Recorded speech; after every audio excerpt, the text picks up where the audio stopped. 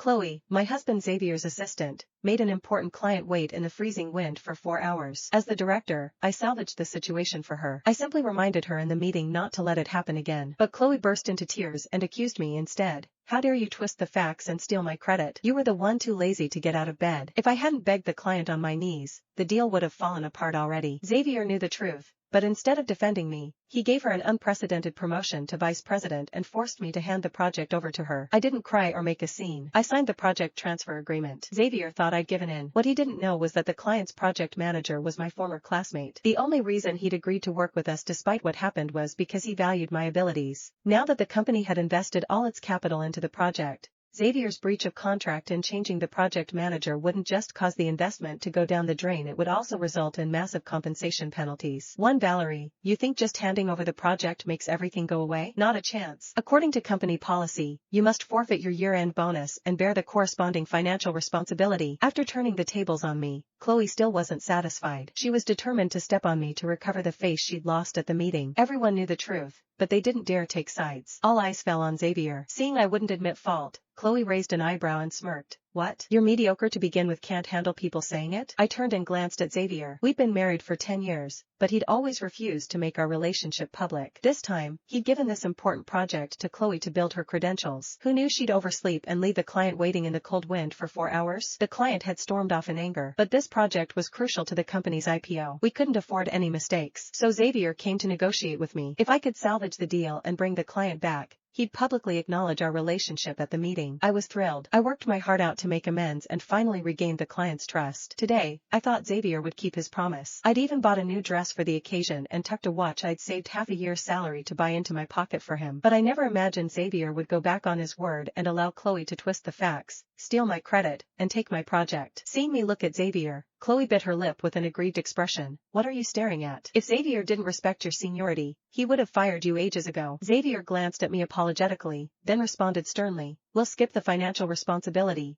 but your entire year-end bonus is forfeit. Valerie, be more careful next time. Don't make such amateur mistakes again. He seemed to be protecting me, but he was actually pinning this dirty label firmly on my head. Well, of course he was the boss. Without his tacit approval, how would Chloe, a newcomer, dare to challenge me? Listening to my colleagues' gleeful mockery around me, I didn't get angry. Instead, I smiled and took off my employee badge on the spot. No need for all that trouble. I quit right now. Xavier looked at me with displeasure. Stop being ridiculous. If you quit, what happens to all your projects? I shrugged calmly. Chloe is so talented, I'm sure she'll do better than me. At those words, everyone's expressions changed. They all knew the company had gotten where it was today entirely because of me alone. If I left, all my projects would fall apart.